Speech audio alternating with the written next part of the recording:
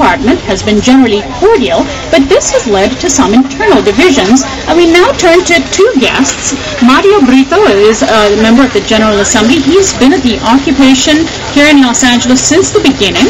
Welcome to Uprising, Mario. And also with us is Alejandra Cruz. She's a member of the Committee Against Police Brutality at Occupy LA. Welcome, Alejandra. Mario, let me start with you. How do you explain the relationship between Occupy LA and the LAPD, given that the LAPD has not always been the, let's just say, nicest police department? We remember May Day in MacArthur Park, and of course the Rampart Police Department. The LAPD has a sordid history. Well, let me begin by saying that, first of all, Occupation LA stands in solidarity with our brothers and sisters who have been victims of police brutality and the other occupations. And that, one, we look at it, and look, I've been part of the immigrant rights movement for a very long period of time, and been part of the police brutality movement before this as well. But we have to be honest in terms of the reality. We have had a very cordial relationship in the sense that they know that what our rights are, we know what our rights are. We explained our rights very clearly and concisely to the police, and that's one of the reasons why we've been able to operate and function, because we look at it the long haul. If we're going to have a sort of a combative relationship when it's not necessary, and force a closure of our movement prematurely, it doesn't serve anybody's interest but the capitalist interest. Alejandro, how do you respond to that, and what have been some of the problems that you have felt? I think that we're undermining our own strength by saying that the reason why we're allowed to exist here is because we've been having private conversations in which we're appeasing police directives. I think that the fact that when we had 1,000 people we marched on the sidewalk was not a show of strength that we actually had, it was a sign of weakness. The fact that we are getting top-down directives from Mario and some of the other organizers pretty much handing down police directives, I think is destructive to our movement. What do you mean by handing down police directives? I think like there's room that is given in the General Assembly for announcements that are given by people with Mario who have assumed an authoritative position in this movement, saying you guys can't camp on the lawn. If you camp on the lawn, you're going to get arrested, and we're not going to protect you. We're not going to stand in defense of what you're doing. And I really believe that the reason why New York was so successful is not because they acquiesced to the whims of the police, but because they stood up to them. And I don't think we would have expanded to 200 cities across the state if New York didn't take the position that they did against the police. Okay, Mario, how do you respond to that? Well, one, it's a false premise to begin with. Nobody's given orders in the Occupy LA. Every decision is made at the General Assembly. And even when the decisions are made, people are free to make individual choices where they comply or they don't comply. Because so if people wanted to camp where the cops didn't want them to, sure, they could do so? We're allowed to. And furthermore, we took the position with the police and with our attorneys that we would protect those people who chose not to comply with those orders. That we felt, in fact, we used another legal argument that we thought that the U.S. Supreme Court case dealing with 24-hour vigils and tents allowed us to be there, and we said they're just resting with their eyes closed. That's all, and therefore they have a right to be in their tent. So the whole concept that there's top-down leadership is false. Decisions are made in consensus, which is not an easy process. In fact, what happens many times is a minority of people have a tendency of blocking the will of the majority, and to be honest, that's sometimes a difficult thing to deal with, because a lot of us get frustrated with the fact that the majority of people feel a certain way, but a small group of maybe 2, 3, maybe 4 people are blocking the will of 300 and 500. Well, let me ask Alejandra then, through this method, have you and those who agree with you not been able to raise these issues during the General Assembly using your methods of bringing issues up? Yeah, we formed this committee against police brutality because we wanted to be critical of the role of police, and we presented our position to the General Assembly. And when we did, we said we wanted to do Know Your Rights training. We wanted to do history and teach-ins on the role of police, and we got wide support. Like, there was a lot of consensus fingers in the air when we spoke. However, there was a small vocal minority of people coming up and saying that just having the position of being against police brutality was violent. And, we are, as black and brown youth, coming here and saying, this is our experience. We have people in our families being deported. We have heightened police presence in our communities. We do not have a good relationship with police, and to undermine that is silencing, and it really is imposing a privilege upon us as members of Occupy LA that is reinforcing the hierarchies in our society that we're trying to challenge. Now, Mario, you said you've been involved in the immigrants' rights movement. I understand you yourself have dealt with cops in the past. How do you respond when Alejandra says this? I think it's false, and her pretext is false. I've been a victim of police brutality in the hands of not only the LAPD but the Sheriff's Department, and so when people throw around such rhetoric without the proper context, it's dangerous to what's really going on. It's not being honest.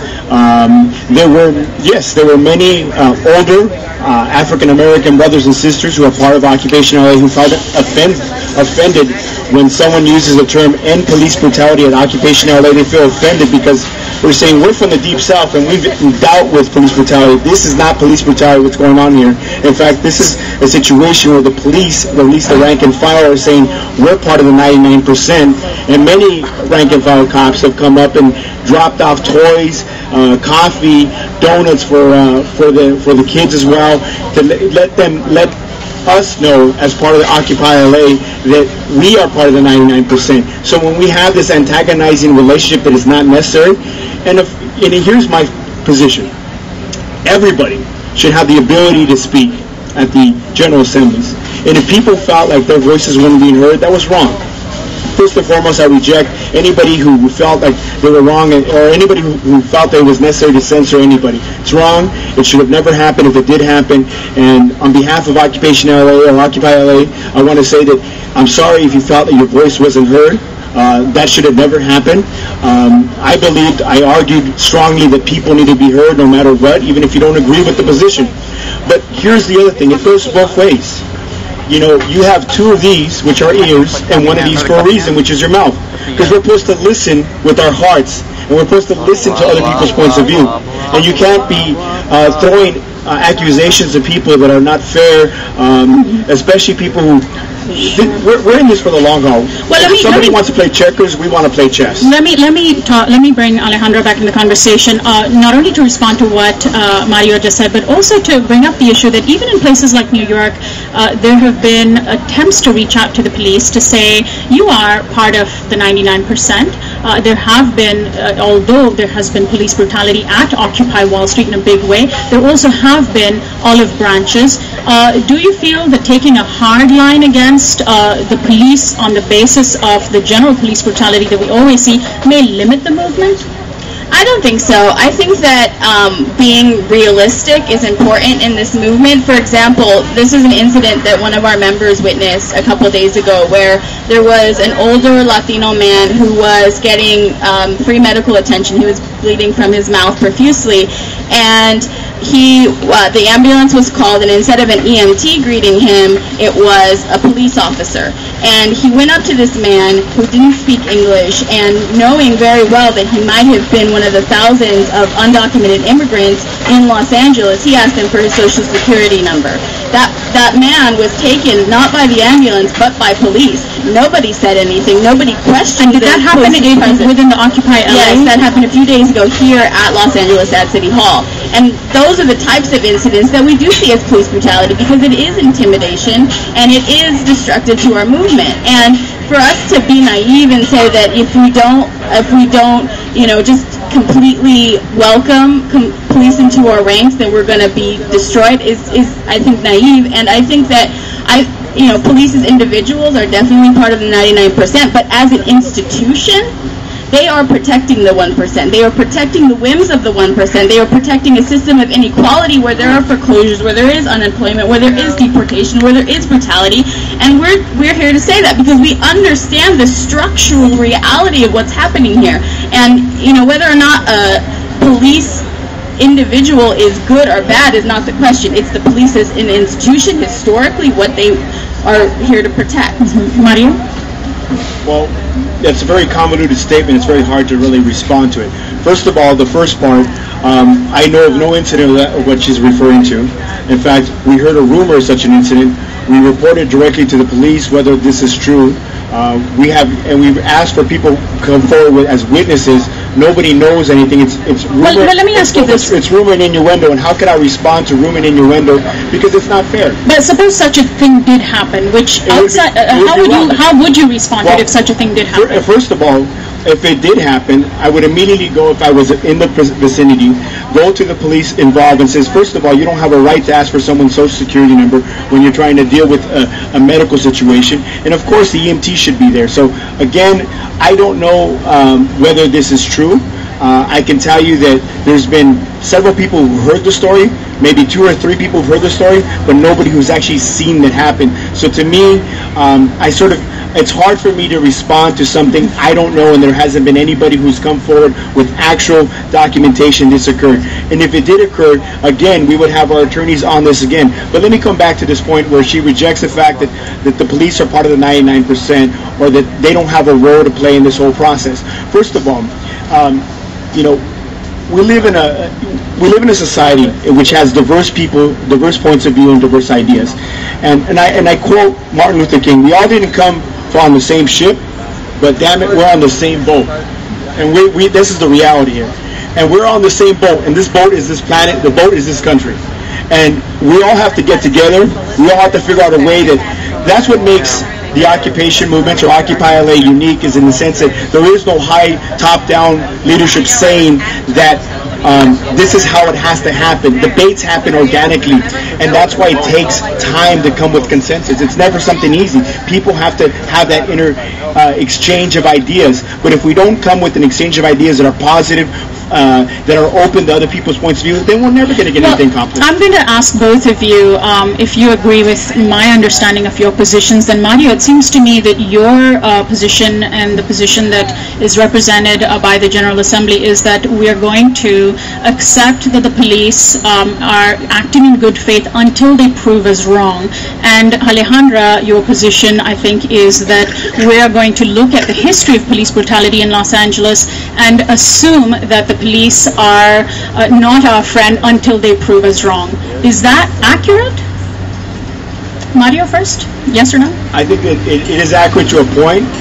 We're none of us are naive. I mean, we're coming with eyes wide open with the historical context of what's occurred. And then Alejandra? I think our role is more to prepare for the instance of... So you're assuming things will go wrong? Well, if we would have been able to, you know, meet and have the type of discussions that we wanted to have instead of defending our position, we could have been better prepared as a group, because we had to defend ourselves. Assembly.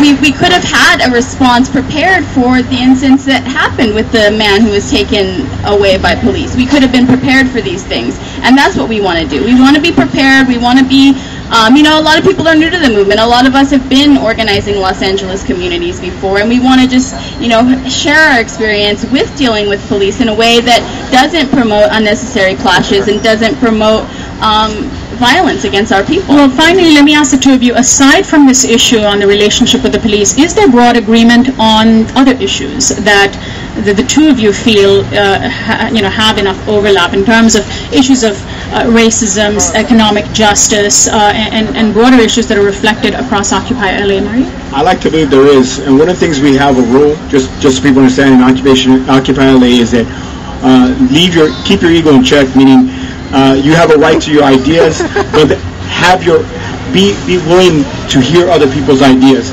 And I just also want to make really important that people understand this, is that not once, not twice, but 3 times in the General Assembly, the General Assembly unanimously had consensus that we reject all forms of violence. And I want to make that very clear. We are a non-violent social revolution. All right, final thoughts, Alejandra? I came to this movement because I really wanted to see a change in society, and I think that's where we want to eliminate racism, we want to eliminate attacks on undocumented immigrants, we want to fight against all these things, and that's why we're part of this, and I think that we can make it work, but it's going to be a struggle, and there's going to be these debates. And that's why we're having that debate right here on KPFK. I want to thank the two of you so much for joining us today. Alejandra Cruz is a member of the Committee Against Police Brutality at Occupy LA, and Mario Brito, a member of the General Assembly. He's been at the occupation since the start and was one of the many organizers that's been putting this together, a cog, as he likes to put it in the machinery. Thank you both so much, and best of luck to you. This is Uprising.